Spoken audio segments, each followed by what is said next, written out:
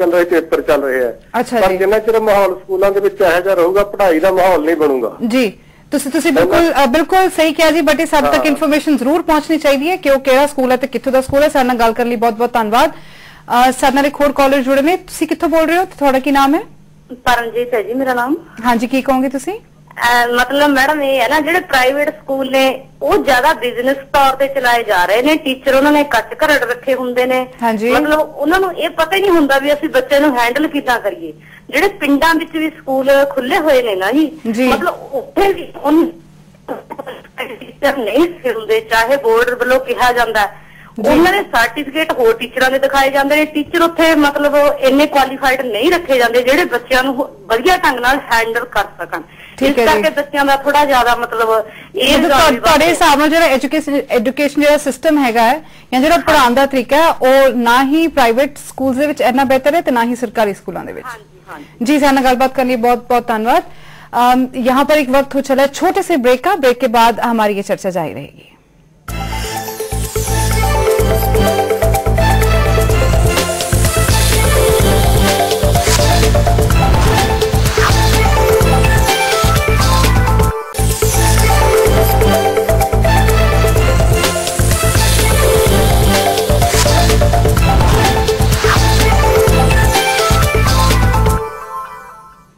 Break के बाद आपका स्वागत है। हम जानने की कोशिश कर रहे हैं कि क्या हिंसक प्रवृत्ति वाले बच्चों के लिए कानून को और कड़ा बनाने की जरूरत है। हरसिमरन जी, आपसे शुरू करूंगी। ब्रेक में जाने से पहले हमारे पास दो कॉलर थे। हम अभी तक तो सिर्फ बच्चों के बिहेवियर को लेकर बात कर रहे थे, बट उन्होंने जो टीचर्स का बिहेवियर है उसको भी पॉइंट आउट किया है। एक ने बोला कि एक ऐसा सरकारी स्कूल है गांव पर जहां पर उन्होंने टीचर्स, एक जो टीचर थे उनके पास रिवॉल्वर देखी, वो भी टेबल के ऊपर पड़ी हुई देखी उन्होंने।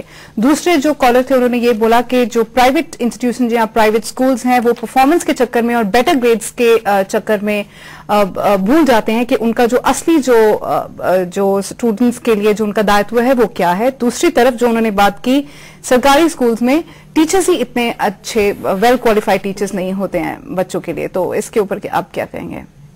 आई थिंक जो ये मतलब हो जाता है कि प्राइवेट स्कूल अब हर चीज को हम जनरलाइज करके नहीं देख सकते हैं। Like this one stray incident of child killing, a very very sad incident, but I wouldn't like to label the student community कि ये खराब हो रही है and the whole in future generation of India is going haywire. It's not true.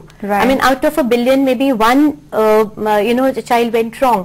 Similarly अगर किसी का एक पर्टिकुलर स्कूल में किसी ने रिवॉल्वर देखी या वो देखा, इट डजंट जनरलाइज इनटू कि सारे स्कूल्स में टीचर्स के पास रिवॉल्वर्स होते हैं।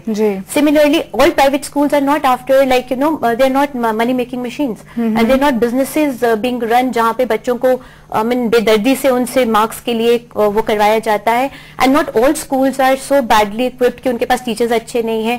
सो आई थिंक सारी बड़ी सिचुएशन स्पेसिफिक लगता है कि प्राइवेट स्कूल जो होते हैं वो ओवरली बर्डन होते हैं बच्चों के लिए, क्योंकि उन्होंने हर तरह की एक्टिविटी भी बच्चों से करानी है, उनको पढ़ाना भी है, उनके लिए बहुत। Isn't that जो ओवरऑल डेवलपमेंट की हम बात करते हैं, this is where I think the private school stand out and are they stand apart from the other schools.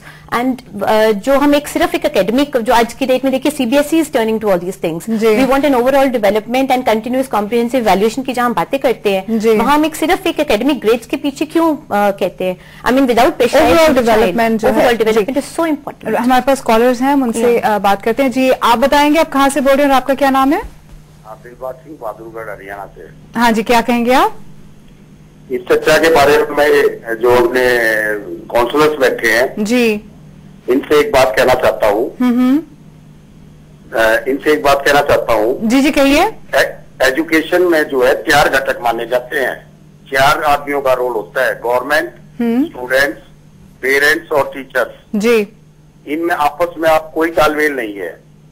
जी, मैं आपको थोड़ा एक किस्सा बताता हूँ जी कि दिल्ली में एक स्कूल के अंदर गेम्स हुए तो एक बच्चा भागते हुए गिर के उसकी डेथ हो गई थी। अब ऑर्डर निकाल दिए उन्होंने कि बच्चे का पहले मेडिकल होना चाहिए, ये सब चीजें जो बातें बनाई जाती हैं अब वो चीजें करने लगे जी। बच्चे को, टीचर्स को भी साइकोलॉजी बच्चों की पढ़ानी पड़ेगी कि बच्चे के साथ कैसे व्यवहार होना चाहिए, क्योंकि आप अगर किसी बच्चे को पनिश करते हैं या उनको कुछ कहते हैं तो उसके दिमाग पे सिलवटें पड़ती हैं। इसलिए टीचर का ये रोल होता है कि बच्चे की भी स्टडी करे और गवर्नमेंट, टीचर्स, पेरेंट्स सारे मिलकर इस चीज को लेते हैं। जी, हम आपकी बात समझ गए। हमारे साथ बातचीत करने के लिए बहुत बहुत धन्यवाद। यहाँ पर हम एक दूसरे कॉलर लेंगे। आपका नाम क्या है, आप कहाँ से बोल रहे हैं? मैडम मेरा नाम रणजीत सिंह है, हिमाचल से बोल रहा हूँ। जी कहिए सर। ऐसा है मैडम, ये माँ बाप का भी संस्कार है जी। यानी माँ बाप ना जी बेटियों को कम तवज्जो देते हैं और बेटे को ज्यादा देते हैं। ओके। हाँ, यानी बेटा कुछ भी करके आ जाए ना तो उसे यानी वो डांटेंगे नहीं जी। हाँ, बेटिया कुछ भी करके आए तो उसे सारी जिम्मेवारी ना जी बेटिया पे डाल देते हैं। ये बेटों में ज्यादा प्रवृत्ति। ये एक डिस्क्रिमिनेशन की बात आप कर रहे हैं यहाँ पर जी। काफी वैलिड पॉइंट उठाया आपने। हमारे साथ बात करने के लिए बहुत बहुत धन्यवाद आपका। सुविची, ये दोनों जो कॉलर्स ने अपनी बात रखी है, उस पर मैं आपका रिएक्शन जानना चाहूंगी। पहले कॉलर ने जो बात करी, 4 घटक जो उन्होंने बताए, उस पर मैं ऑलरेडी आपको बता चुकी हूँ कि जब तक हम सब मिलकर, पूरा समाज इस बारे में सोचेगा नहीं। मैं ये कहती हूँ कि इस इंसिडेंट को आप एक मशाल की तरह मानकर चलिए, where we have to just lead with the examples now। ये इस तरह के इंसिडेंट्स कहीं ना कहीं हम सोए हुए सब लोगों को जगाते हैं जी। और हम सबको, सारे समाज को, सारे अध्यापक वर्ग को, सारे माता पिताओं को, परिजनों को, सबको इकट्ठा आकर इसके बारे में एक बहुत महत्वपूर्ण निर्णय अपनी अपनी पर्सनल लाइफ में लेना पड़ेगा। दैट हम बच्चों के साथ बात करेंगे, कम्युनिकेशन रखेंगे, हम कहीं पर भी ढील नहीं आने देंगे किसी भी एक सवाल मैं आपसे यहाँ पे पूछना चाहती हूँ। जो एक रिलेशनशिप बच्चों की वजह से टीचर और पेरेंट्स का जो एक रिलेशनशिप बनता है, वो कहाँ तक अब वो इतना स्ट्रांग रह गया जो कि कभी हुआ करता था? अगर हम अपने पेरेंट्स की एग्जांपल लें, जिस वक्त वो स्कूल में पढ़ते थे, वो एक जो बॉन्ड था वो बहुत ही स्ट्रांग था टीचर और पेरेंट्स का। आज अगर हम देखते हैं कि कोई बच्चा गलती करता है और अगर किसी न किसी पनिशमेंट का सहारा लेते हैं टीचर और वो बच्चा वापस रोता घर जाता है, तो वहां से अगले दिन ही उसके मदर और फादर दोनों स्कूल पहुंच जाते हैं और वो ये कहते हैं कि हमें इससे कोई प्रॉब्लम नहीं कि अगर बच्चे के ग्रेड्स गिरते हैं, मगर आपको कोई हक नहीं बनता कि आप हमारे बच्चे के साथ इस तरह से बिहेव करें। तो ये जो एक बिहेवियर है पेरेंट्स का टीचर्स की तरफ, ये कहां तक जस्टिफाइड है? बिल्कुल सही बात बोली आपने। इसको हम अंग्रेजी में हेलीकॉप्टर पेरेंटिंग कहते हैं। सो यूजुअली क्या होता है कि बच्चा स्कूल से कोई प्रॉब्लम लेकर घर गया, सो दोनों तरह के रिएक्शंस निकल के आते हैं। मान लीजिए कोई शिकायत गई, सो पेरेंट वहां हैंडल नहीं कर पाएंगे। आप में एंगर आया, आपने उसको इतना अग्रेसिव तरीके से बच्चे के साथ हैंडल कर लिया कि बच्चा आपके अगेंस्ट भी खड़ा हो गया, मन में मलाल ले लिया, और टीचर के अगेंस्ट भी खड़ा हो गया, मन में मलाल ले लिया। उसको ये हो जाएगा कि ना तो घर में कोई मेरा है, ना बाहर मेरा कोई है। सो उस इनसिक्योरिटी के ट्रैप में जब बच्चा फंस जाता है, तब उसे ये लगता है कि अब मुझे ही निर्णय लेना है, एंड देन समवेयर प्रोजेक्शंस ये तरह की निकल के आते हैं, व्हिच इज वेरी वायलेंट। बिल्कुल।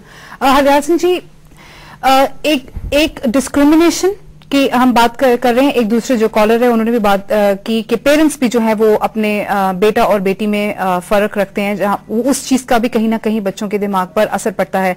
और ऐसा जो फर्क है आमतौर पे क्लासरूम्स में भी टीचर्स की तरफ से देखने को मिलता है, जहां पर हम ये देखते हैं कि एक बच्चा जो बहुत ही पूर्ली परफॉर्म कर रहा है क्लास में और वो बच्चे जो बहुत अच्छे ग्रेड्स ले रहे हैं, तो ऑटोमेटिकली जो एक टीचर का इंटरेस्ट है वो उन बच्चों में ज्यादा डेवलप होता है जो अच्छे ग्रेड्स ले रहे हैं, जो अच्छी अंडरस्टैंडिंग शो कर रहे हैं। और कहीं ना कहीं वो किड्स जो हैं वो इग्नोर होने शुरू हो जाते हैं जो ऑलरेडी पुअर परफॉर्म कर रहे हैं। तो टीचर्स का ये फर्ज नहीं बनता कि जो पुअर परफॉर्म कर रहे हैं उनकी तरफ ज्यादा ध्यान देते हुए उनके ग्रेड्स में इम्प्रूवमेंट जो आनी चाहिए उसमें उनकी मदद करनी चाहिए उनको? हाँ जी, बिल्कुल ठीक है जी। जो अच्छे बच्चे हैं टीचर उनको फर्स्ट रो पर बैठाते हैं और जो वीक बच्चे हैं उनको पीछे, वो हमेशा के लिए बैक बेंचर्स बन के रह जाते हैं। टीचर को रेमेडियल क्लासेस शुरू करनी चाहिए।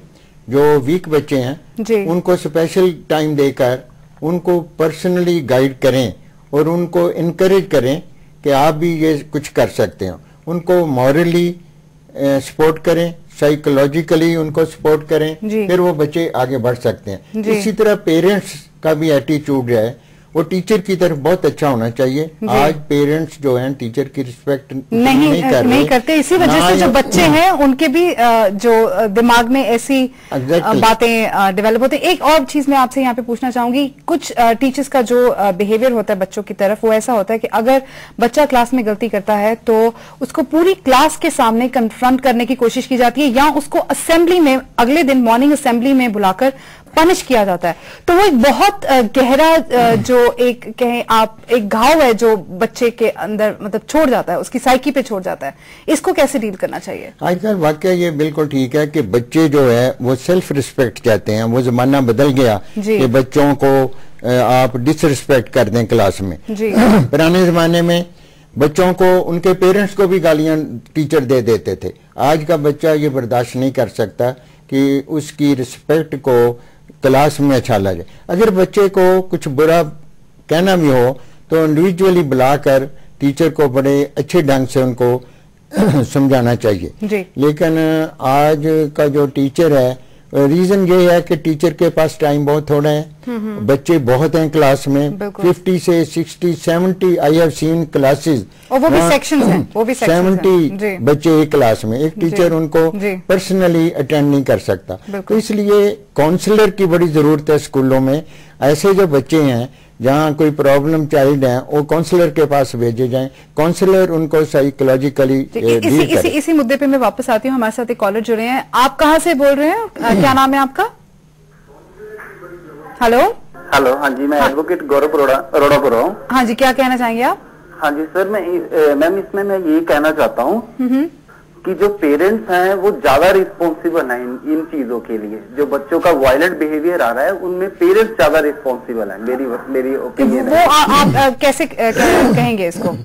मैं इसमें ये कहना चाहता हूँ कि जैसे हम घर पे बैठे कोई भी टेलीविजन प्रोग्राम देखते हैं जी, तो जब हमारे बच्चे हमारे साथ बैठे होते हैं जी, तो वो वायलेंट इंस्टिंक्ट कैरी करते हैं अपने साथ जी जी, जो कि उनका वो रिएक्शन जो आता है उसके बाद इस तरीके का रिएक्शन आता है। तो मैं पेरेंट्स को रिस्पॉन्सिबल आप इसके लिए ज्यादा ब्लेम करेंगे जी। हमारे साथ बातचीत करने के लिए बहुत बहुत धन्यवाद। हरसिमरन जी, अक्सर जैसा इन्होंने एक पॉइंट उठाया, दूसरा पॉइंट ये कि जो पेरेंट्स होते हैं वो आई थिंक वो आखिरी वो लोग होते हैं जो अपने बच्चे के बिहेवियर को सस्पेक्ट करते हैं या कि बच्चा उनका जो है वो कहीं ना कहीं ब्रेक डाउन लेवल तक पहुंच गया है। I think they are the last ones to suspect that behaviour. Why so? Whereas they should be the first ones to be able to detect that. I think I don't know, एक acceptance नहीं है किसी भी as parents। हम लोग ये कभी मानना नहीं चाहते हैं कि मेरा बच्चा ऐसा नहीं कर सकता। I think when the denial mode is done away with, तब हमें शायद वो जो एक साइंस होते हैं, एक नॉक्स होते हैं, वो हमें शायद दिखने शुरू हो जाएंगे। And I think there should be lot of communication between the teachers and the parents and the students. मेरे पास वक्त खत्म हो रहा है। आखिरी सवाल सुविची आपसे, ये कितना डिफिकल्ट है किसी भी बच्चे में ऐसा चेंज नोटिस करना, उसके जो इमोशनल और बिहेवियरल जो फंक्शनिंग है उसमें अगर चेंज आ रही हो तो वो कितना मुश्किल है पेरेंट और टीचर दोनों को ऑब्जर्व करना? तो देखिए, ऐसा है कि अगर आप एक अलर्ट पेरेंट हैं और अगर आप एक अलर्ट और एक्सपीरियंस टीचर हैं तो बच्चे की चलते की चाल पता लग जाती है दैट आज मेरा बच्चा इन अ पर्टिकुलर वे नहीं चल रहा है। उसके बैग रखने के तरीके से, उसके थाली पकड़ के खाना खाने से, क्लास में बच्चे ने बैग को कैसे रखा, टीचर को किस तरह ग्रीट किया, कॉरिडोर में जब बच्चे हमें मिलते हैं, जब हमारी निगाहें मिलती हैं तो पता चलता है आज इस बच्चे के मूड में कुछ प्रॉब्लम है। So let's go and identify. बहुत इजीली आते हैं, बहुत इजीली कैच किए जा सकते हैं। इग्नोर करना सही बात एग्जैक्टली। सो उसको शांत नहीं समझिए, उसको एक मैसेज के तौर पे लीजिए, समवेयर उसको। मैं माफी चाहूंगी, हमारा जो वक्त है ये इजाजत नहीं देता कि हम आगे बढ़े। आप लोगों को स्टूडियो में आने के लिए बहुत बहुत धन्यवाद। हम ये नहीं कह सकते कि चेन्नई की इस घटना के लिए कौन जिम्मेदार है। हाँ, इतना जरूर कहा जा सकता है कि आज शिक्षक और छात्र के रिश्ते को नए सिरे से समझने की कोशिश की जानी चाहिए। इसी के साथ ही हम आज का प्राइम यही खत्म करते हैं। कल फिर हाजिर होंगे एक नए मुद्दे के साथ। नमस्कार, सत श्री अकाल, खुदा हाफिज़।